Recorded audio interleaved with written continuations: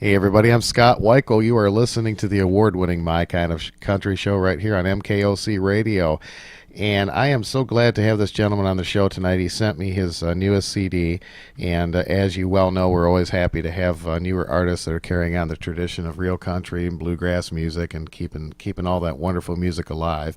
And this gentleman is certainly no exception to that, and it's a pleasure to welcome him to my show tonight. This is Ryder. Corey, how are you tonight? Well, I'm doing just great, Scott. How are you? Fantastic. Hey, I want to thank you for sending me your CD and taking time to be on the show tonight. I really enjoy your music.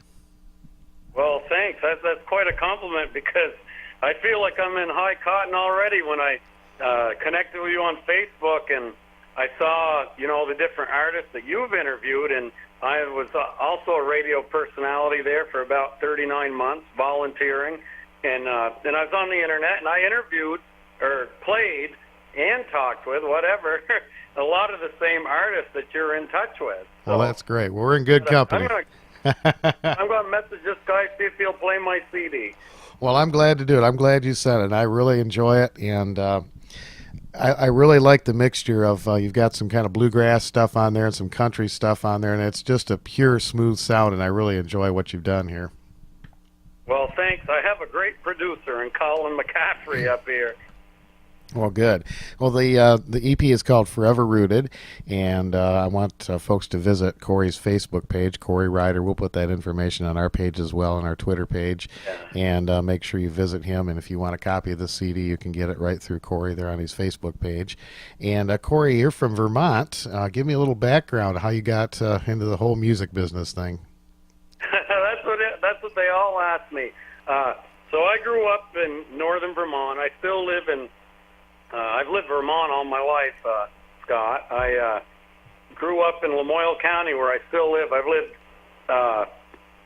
all my years, like I said, in Vermont, but all of them in Lamoille County, except for one. I lived in Chittenden County, Vermont, and I just grew up in a real country background, not country music per se, but just country. I mean, this was back, I'll be 44 in September. This was back when you left the house in the morning as a young kid and hung out with friends in the woods, and your parents didn't have to worry about you. The good old days. We didn't get in any trouble.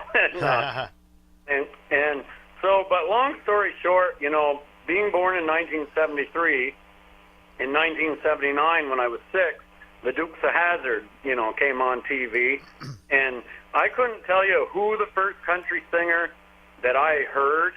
But if somebody said it was Waylon Jennings, that's probably true. Although I did a CD 5 years ago called Rooted in the Country, and there's a picture of me at not quite 2 years old watching Loretta on TV. So it might have been Loretta, I don't know. But, I just fell in love with the Southern culture of the Dukes of Hazzard. And, it introduced me to all these great people because country music, back then anyway, was more of like a Southern thing, really. As far as the artists I like, I guess. And so I just got introduced to all these artists by television. It was definitely television more so than radio, believe it or not. Yeah. Well, they certainly had a lot of artists that came through on Dukes of Hazzard. I know they always had the Roscoe's Speed Trap, and they were always getting somebody to play the Boar's Nest, so they had a pretty impressive lineup on there. Exactly. And, that I can remember vividly. I'm sure that's the first time I ever saw Mel Tillis sing was on, I almost said Hee Haw, but Dukes of Hazzard, but Hee Haw was another show we watched, and I got introduced to all those characters, and I just have always loved country music. But then growing up in the 80s, in Vermont, being country wasn't cool. Everybody else was listening to Madonna and Cyndi Lauper and Stevie Wonder, and I actually like all that stuff too. I'm not connected with it, like I am with country music. But I was always fascinated by Loretta Lynn's movie, Coal Miner's Daughter, because it's definitely the American dream. You come from nothing and become somebody. And, that introduced me to the Ernest Tubb Record Shop and the Grand Ole Opry, And so I just loved it. And then when Randy Travis came around, you know, I'm like 13 at this point. I just loved Randy Travis, you know. And then, of course, we got the class of '89 after that, and it was around that time I became almost kind of like a country music historian, you might say. And just it was a passion and has been ever since. Oh, that's great. That's great. Well, this fabulous CD has got some great songs, and I want to go track by track here. You started out with an old George Jones song. We're going to burn your Playhouse down. Tell me a little bit about that. Okay, well, Jeremy Sicily that's singing the duet with me, he's my favorite male country singer up here. I met him when I did my first CD at the radio station that premiered it. He came to see me, and we just became best brothers in music, and then I started doing my radio show. See, when I did my first CD, I got invited to do this volunteer radio show that really took off big. And because Jeremy was such a good brother in music to me, he was almost like my future musician, you might say. I had a lot of local musicians in the studio, but him more than the others. And he played that song one time. And he said, that's a George Jones song. I said, my goodness, I never heard it before. And he played me George's version, I guess from the 50s. And honestly, I didn't really care too much about it. It just seemed kind of hokey. And, of course, you know, the recording technology obviously wasn't as good. And then I heard the duet that George did with Keith the rock and roller. Keith Richards, yeah. Yeah, Keith Richards. I couldn't think of Keith's name. And I thought, wow, I love this, you know, and I'd play it on my radio show. And then when I started to put the idea for the CD together, I didn't know what direction I was going to go, if I was going to go a rootsy, bluegrassy, or a traditional country. You know, I just wasn't really sure, you know, because you know how country music is. There's genres within the genre. Yeah. And yeah.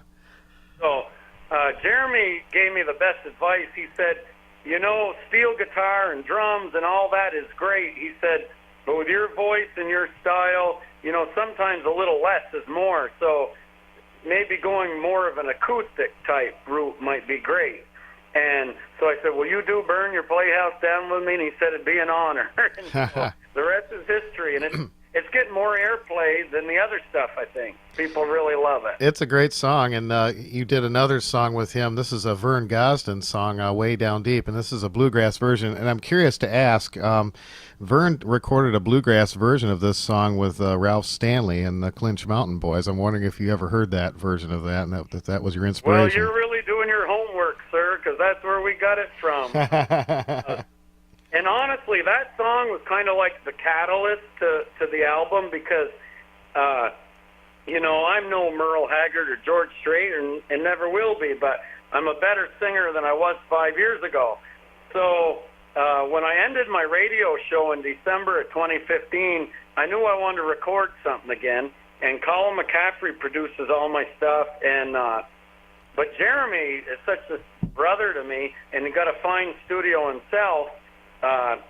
But he's not really a producer. I mean, I'm just repeating his words. And I said, well, let me be your guinea pig. I said, I found this old Vern Gosdin song where he did it bluegrass with Dr. Ralph. And I said, you're in a couple bands where you've got the guys that could play on it. So he wound up getting Luke Ariemo on the banjo and Roland Clark, who's like a young Vassar Clement of today, I guess, to do the fiddle. And I told him, I said, it's Ralph and Vern. And we actually recorded that one, Scott, last year. And it was before Dr. Ralph passed away, a couple months before.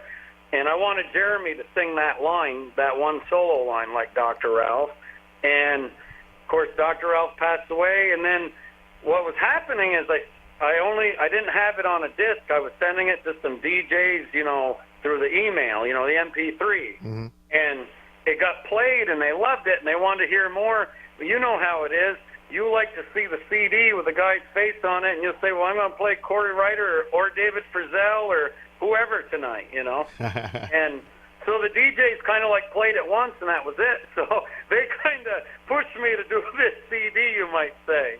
There you go. Well, it's going to get a I'm lot of glad that airplay I on. did. It's the best I've ever done. It's going to get a lot of airplay on our show. I guarantee that. And we already have you in our automation when we don't have live shows Wow, going. So wow. I'm honored. we're going to keep playing them. Tell me about "I'll Never Grow Tired of You." Well, I'll never grow tired of you. Of course, that's a Carter Stanley thing. Carter Stanley wrote that.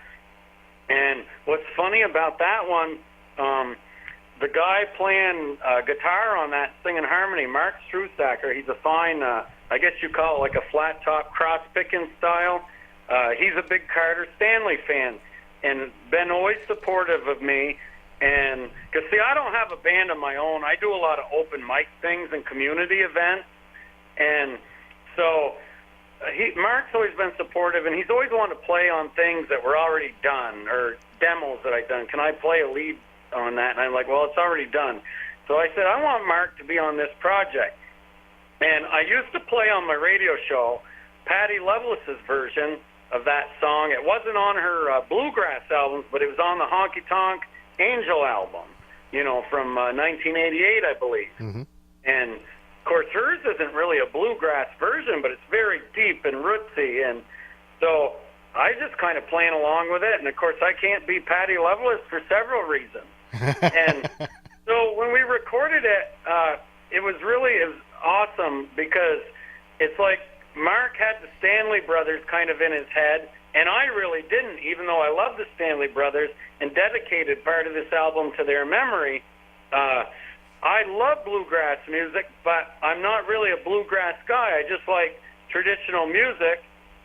And, Patty Loveless has done bluegrass. Ricky Skaggs has done bluegrass, and Vince Gill. But you got to remember, those guys were top 40 country artists that were teaching me about bluegrass. So they taught me about Dr. Ralph Stanley and Bill Monroe and all those people. But I don't consider myself a big bluegrass fan compared to a lot of the bluegrass fans that, go to festivals and things like that. I'm more of a, Vern Gosdin and George Jones, but even they did some bluegrass at one point in their recording career, Oh, absolutely. There's very close ties there, and you talk about people exactly. like, Absolutely, and I think bluegrass is probably the true country music in a lot of ways because it just seems like it doesn't go away, I mean, it's just about getting together and picking, and this album, Scott, I'm really proud of because it was really a team effort. I kind of did the vocals, and that was about it, and everybody else did everything else. Well, it sounds fantastic. Very well produced. You've got a song with Nancy McDowell on here, Love Me Right to the End.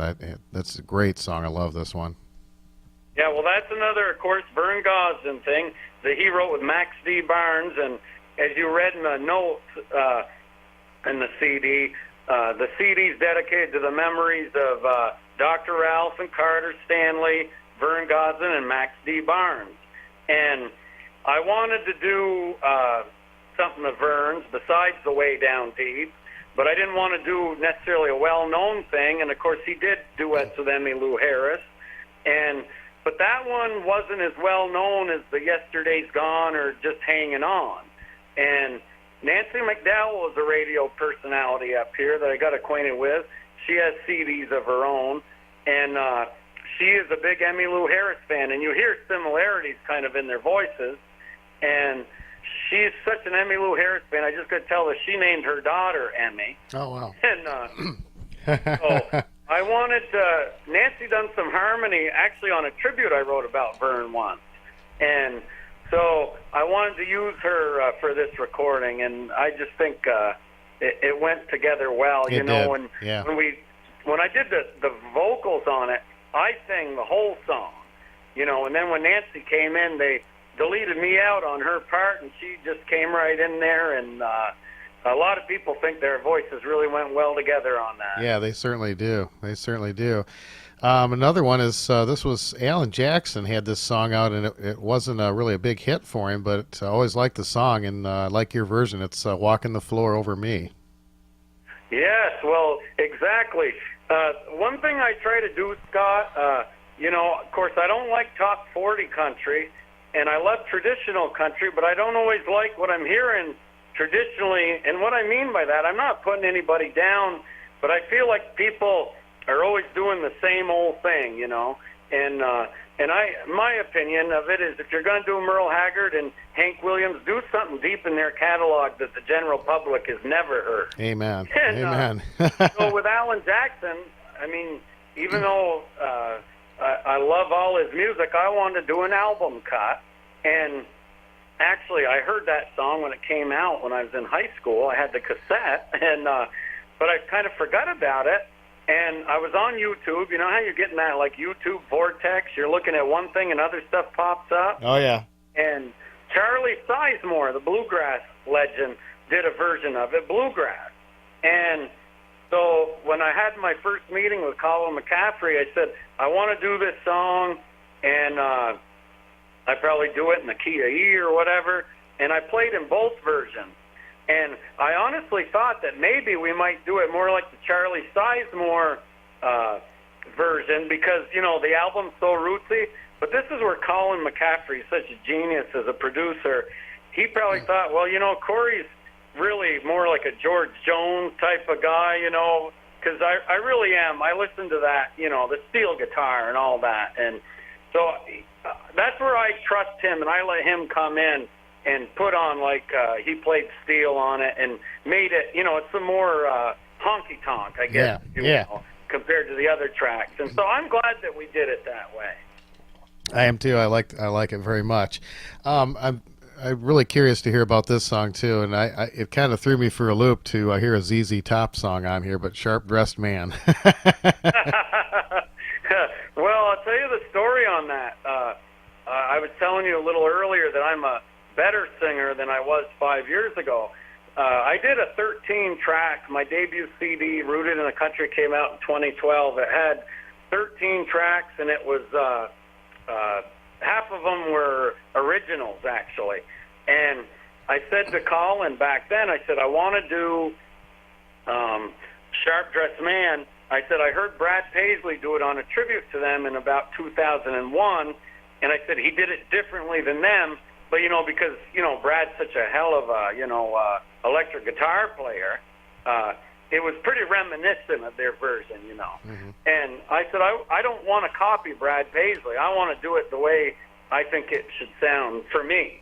And I said, let's get a banjo in there. Let's do it bluegrass is what I said. But we really made it a hard, you know, acoustic version, because it's not really bluegrassy in the sense we don't have, you know, harmony singers with me. Right. And so that was the best song that I did vocally, and it got a lot of airplay up here on commercial radio stations that still play, you know, real country music or traditional music. And, I mean, I still had people talking about it. So I said, I want to do this EP, but I want to put some bonus tracks on there, and one of the bonus tracks has to be Sharp Dressed Man, because the Vermont Radio Group that owns a few stations up here has really made that kind of like a one-hit wonder for me. Yeah. And since we re-released it, I've given a couple CDs to some of these young kids where I work, my real job, and they think that, like, I just recorded it. That's the one they're still really talking about. But on the flip side of that, the DJs up here and the people that know that it's not new, they're predicting the Burn Your Playhouse Down to be the new one-hit wonder replacing Sharp Dressed Man. So yeah, it's pretty interesting. I like that one. Well, speaking of hidden bonus tracks, you've got a spoken word poem at the end of this, and I was really, it was a really cool way to end the project. I really liked what you did. It's a hidden track. Yeah, yeah. Yeah. Well, I'm glad that you saw that, because not all the DJs have, because it's a hidden track. But that actually, I really love rockabilly music, and at some point in my career, if you will, I want to do a rockabilly project of songs I like. But I always want people to know that no matter what I do musically, like with the Sharp Dressed Man thing, that I am rooted in the country. And that's actually a song that I wrote. It's not quite finished. There's little different ways I can go with the melody on it. And so I was reading it out loud one time and recorded myself, and I said, wow, I like the way it sounds. It sounds like I'm really preaching here. And in a sense, I am, because it's like I told you, I don't like top 40 country music per se. There's a few I like, but I'm not always happy with the traditional stuff I'm hearing from new artists. I want to hear more character in people's voices. I don't want to hear a clone, if you will. Absolutely. I just want to hear originals, and I don't feel like I'm always hearing that. And I'm obviously not the best singer, and I'm probably not one to give anybody advice. I don't want anyone to get offended, but that is like my prayer, my last will and testament. Stay rooted in the country when you're branching out, but do your own thing. You know what I mean? Absolutely. Absolutely. Well, you know, you have you've kind of summarized my entire show. I really try to stick with really good music that, you know, sticks with you and it's going to stay around, and I stay away from the top 40 stuff. And I love what you said about playing deep catalog stuff, because I am constantly finding these great tracks that were never big hits, and I'm bringing them out there for people, and they love it. That's awesome. That's what I love to hear. And if I can interject there too, you know, I think some of the artists for my money to see, of course, George Strait is my hero. I had to stop wearing a cowboy hat because, you know, I always used to say this joke. I says people were getting me and George mistaken because I sound so much like him and look like him. And we both know that's not true.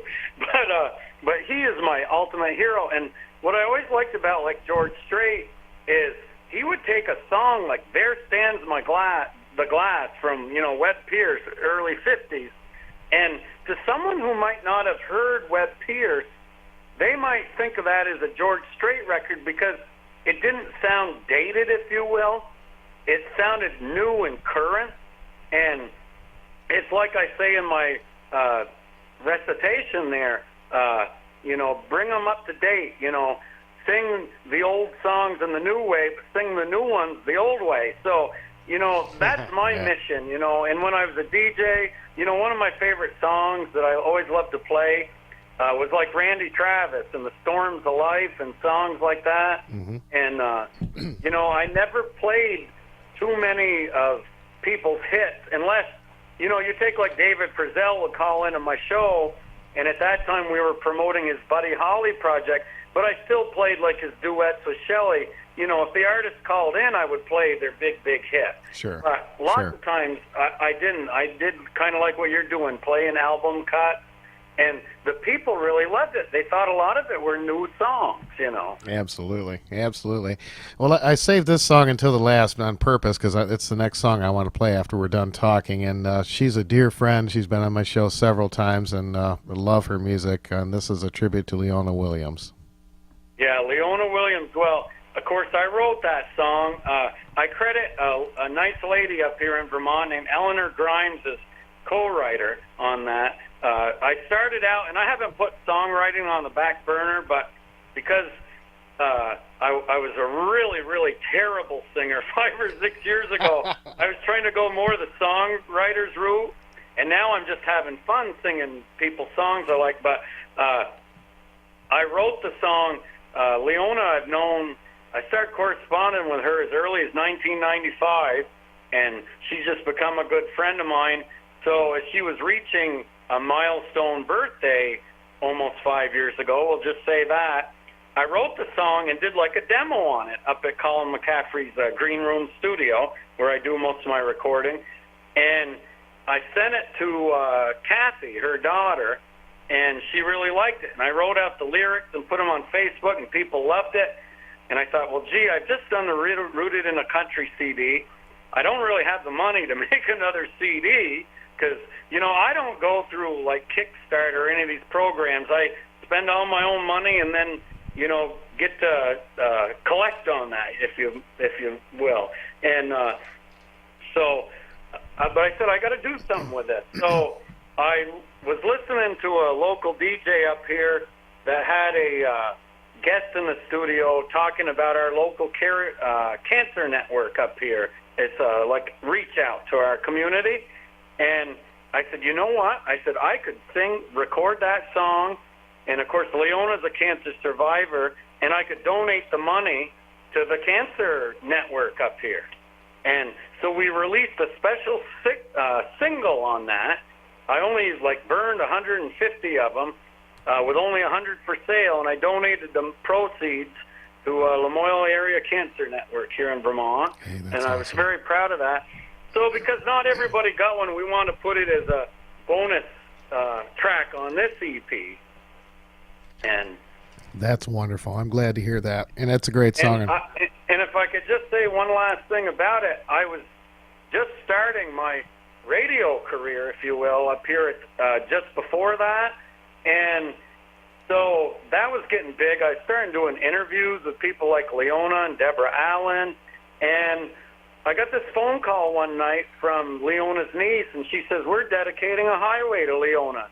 And she says, you're one of her supporters. So I sent them some money, and I sent her the CD of the song, and she emailed me and says, would you come down and do the song? Not at the highway dedication, but at the concert after the dedication. Oh, cool. And I said, well, if I can get down there, I said I might do it.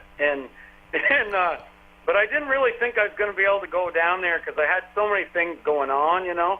And Leona chose 3 speakers for her highway dedication, and there was Bill Anderson, known as Cousin Carl, on the radio there in Cape Girardeau, Missouri, and David McCormick, the CEO of Ernest Tubb Record Shop. And then she said, I want Corey Ryder from Vermont to be one of my speakers. Oh, wow, that's cool. So honestly, Scott, even though I'm not really doing radio anymore, at that time, I was more interested in going down there and speaking a dedication than I was playing the song. But it was great. Leona did a concert, and I was sitting in the audience, and she announced me to the stage to sing the song, and I played it acoustically, and she had a couple of Mel Tillis' stateside in the band, Terry Bethel and Bruce Hoffman, and some other people in the band, and they all stayed silent while I played, but they all shook my hands after. And I say this is because of Leona. I got a standing ovation after I did the song. Everybody, there's like 300 some odd people in that gymnasium, Vienna, Missouri, and they all stood up. And of course, I give Leona all the credit for that because it was her day.